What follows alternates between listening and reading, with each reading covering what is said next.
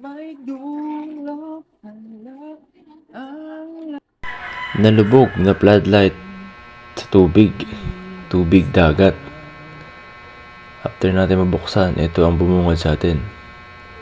So linis-linis muna dahil may mga kalawang. ha?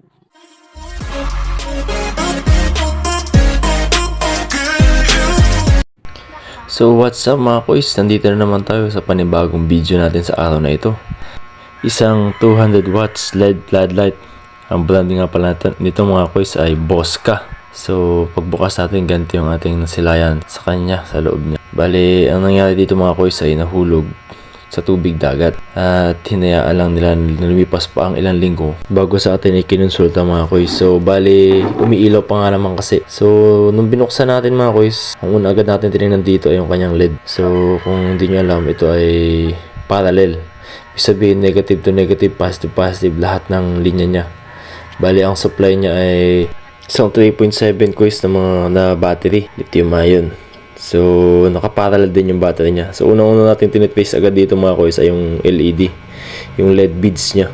Kasi kung wala na tayong pakinabang sa LED beads, useless na kasi ito yung pinaka kung saan ba ay utak ng buong mechanism ng solar floodlight. Kasi meron tayong replacement may pang-replace tayo ng board, meron din tayong pang-replace ng battery. So, as of now, wala pa tayong pang-replace ng mga LED beads. At ito yung isa sa pinakamahal na bibili in case na mag-aayos ka ng solar floodlight. Ang kasalukuyan ko nga pala kuys na ginagawa ay yung pag-isolate. Yan, mapansin nyo, yung mga guhit ng cutter na yan, ayan yung way natin para ma-isolate yung bawat parallel nung linya. So, anong nangyari dyan, isa siyang, nakapare siya ng pa-vertical, tapos nakaparallel lahat. So, kung merong isang shorted dyan mga kuys, hindi yan gagana, katulad ng ginagawa natin. So, kailangan naman natin dito mga kuys ay backlight tester. Kung wala tayong backlight tester, hindi natin makikita yan. So, itong sinabi na itong nakikita ninyo mga kuys, itong ganito, may isang namamalya sa kanya kaya hindi niya mapailaw yung isang cluster. So ayan mga kuys, makikita ninyo na kumukurap-kurap kahit anong ganda ng topping ng ating test probe, ng ating backlight tester. Compare naman doon sa kabila na nakuha na natin yung problema. So, madali lang yan mga kuys. Bali, upon testing, makikita ninyo na parang may isang pumapalya o dalawa ganun. Kaya hindi niya nabubuo yung liwanag. So ayun, nahagip natin yung isa doon. Kaya okay na. So, sundan nyo lang mga kuys, ganyan lang ang pagtatrace basta may backlight tester tayo. Hindi siya magpo-fully illuminate kung mayroong isa o higit pa na problematic na LED bead. So, kailangan natin ng pangsikwat dito. So, actually, yung time na kinakaltas natin to ay nangangamba ko na baka maubos yung LED beads.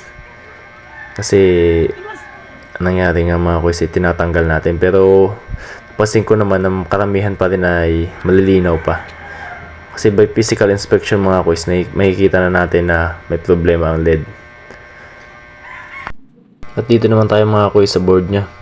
So bali sa battery pala. So tinester natin, walang pumapalong voltahe mga kuys. So bali try natin i-blow na ito mga kuys. Buksan natin yung laman, baka connection lang naging problema nito. So ganito lang yung pagbalat sa kanya mga kuys, dahan-dahan. Dahil may mga wire din yan sa loob eh.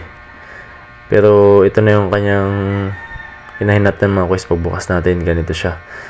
Kitang-kita ninyo yung kalawang. Kasi nga tubig alat. Tapos ito yung nagbibigay ng kakaibang amoy. So ganyan siya mga kuys.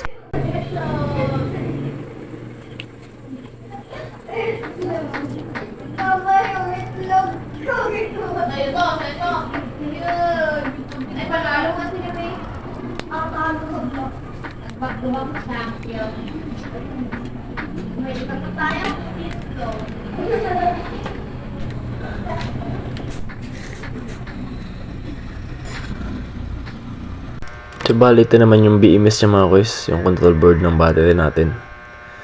So malaba talagang kinahinatnan nito. Kasi kinakalawang ang mga metal natin mga kuys eh. Plus tubig dagat pa ang pumasok sa loob. So bali kontra talaga.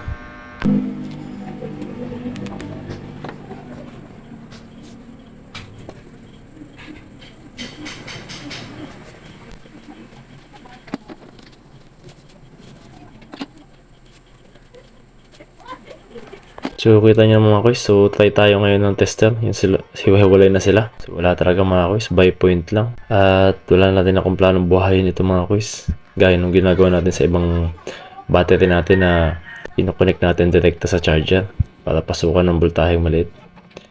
At yung kanyang BMS mga kois, ganun na rin. At itong board niya, kitang-kita ko na nag-angatan na yung mga transistor niya, yung mga paa dahil maliliit lang. Kontrang-kontra talaga sa tubig alat mga kois. So, bali, balik tayo sa LED beads mga kois. Kukonect na natin, lagyan na ulit natin ng connection para mabuo na ulit yung connection nila.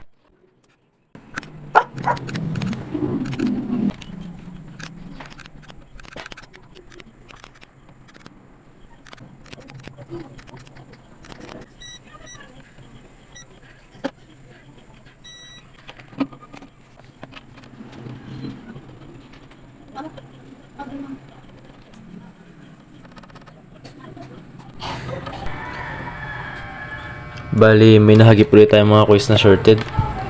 So, back to number 1 tayo mga kois. Tester muna tayo. So, yan nga. Sinasabi na ng tester ko ano yung problema niya.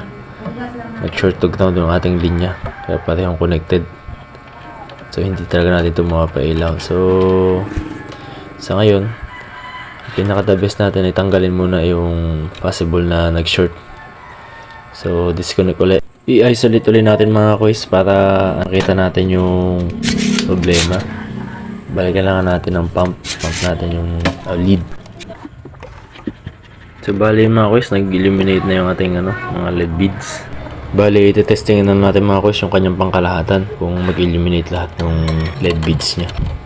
So bali sa portion na to, merong kumikindot-kindot lang. At nakita agad natin yung problema na ito mga kois. Basta ganun lang kois pag may mga hindi ganong lumiliwanag. Sigurado yun na yun. Makikita nyo naman mga kois kung hindi nyo kayang titigan ng harapan gumamit kayo ng salamin yung shade para makita nyo.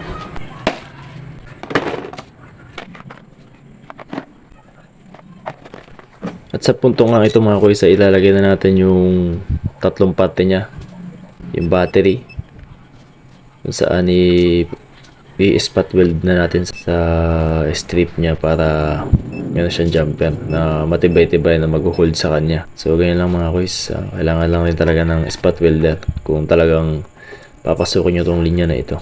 Wala pa kasi tayo kois mga nut, saka di pa natin medyo kabisado yun. At next is yung BMS niya. So dahil maganda ang ating battery mga kois at heavy duty pa rin naman yung ating solar floodlight, lagyan natin ng BMS mga kois. So ganyan lang mga kois.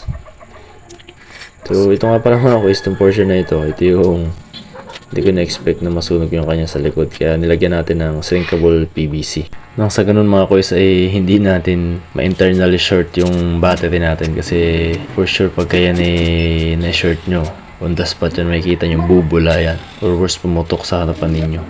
So yun na, i-install natin itong ating BMS. So kung mapansin nyo mga kois, dati ang battery niya ay 3. So kasi ito pa natin yung may-ari nito, iniisip ko na baka masyadong malakihan dahil may kamahalan din itong mga battery at yung mga pyesa niya. Plus nabawasan na yung LED beads niya. So naisipan natin na gawin 2 na lang yung battery niya. Total for me is kayang-kaya na rin naman niya ng battery na mag-last siya na magdamag.